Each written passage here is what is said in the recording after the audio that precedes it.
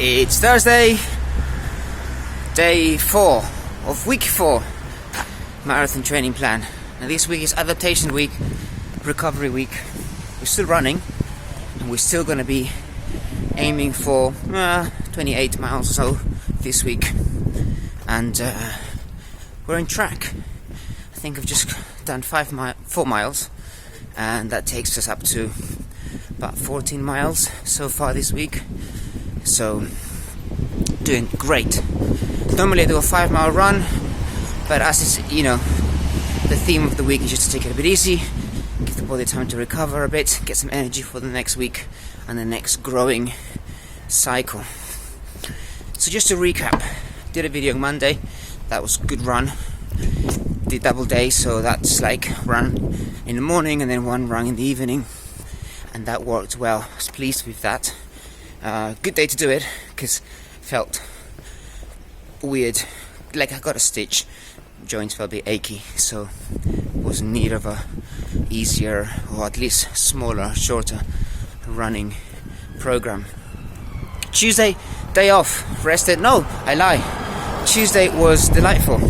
Met with a friend and went out for a very gentle run. Crazy pace, like 11 minutes per mile. But we basically did a warm-up, did a 1.5 miles jogging, had a lovely chat, stopped, did some stretches, dynamic stretches and little drills. Had a nice chat, went off for another 1.5 miles, stopped, did some more different sort of stretches and strength and things like that. All very easy, very enjoyable, very nice, relaxed running program for that, and that's fitted perfect with this week. Might have not done that when I'm really focusing on training and running longer distances, and obviously pressured for time, but I had a day of work, so that worked well. And then yesterday I rested, had some home stuff to do, some DIY, and that was great. Today didn't feel as achy. And by the way, I mean achy like just because you're a bit tired, you're carrying all that running and it's enjoyable, but your body's recuperating, getting stronger. And that was that. We've done 4 miles today, and it was fun because from 0.5 of a mile to about 1.5 miles, so almost the full length of that mile was all uphill. I was near Queenswood. There's a little road, I don't know what it's called, but it's just all uphill.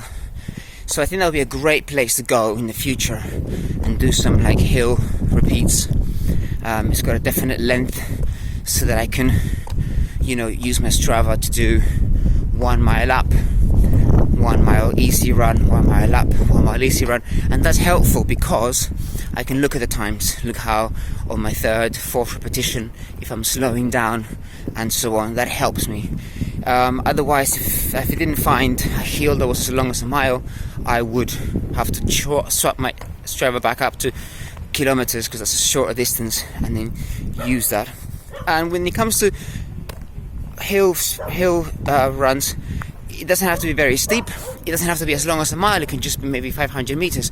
But if it's longer, just go a bit slower. Still, you're just lengthening the workout, you don't have to make it super strenuous on yourself.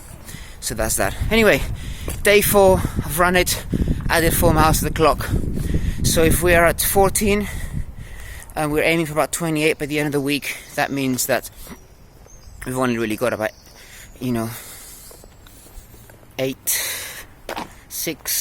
14 miles.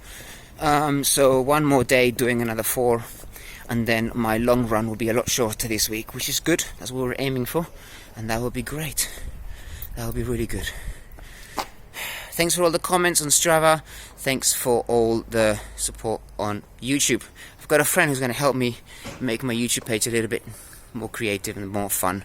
But anyway, this video is really great for reviewing, logging the progress, looking back, reflecting, adjusting and learning from it. So for that alone, it's worth doing it. Fantastic. Right, let's go and do a cool down warm up, cool down little run, some stretches and a little strengthening stuff, and that will be today finished.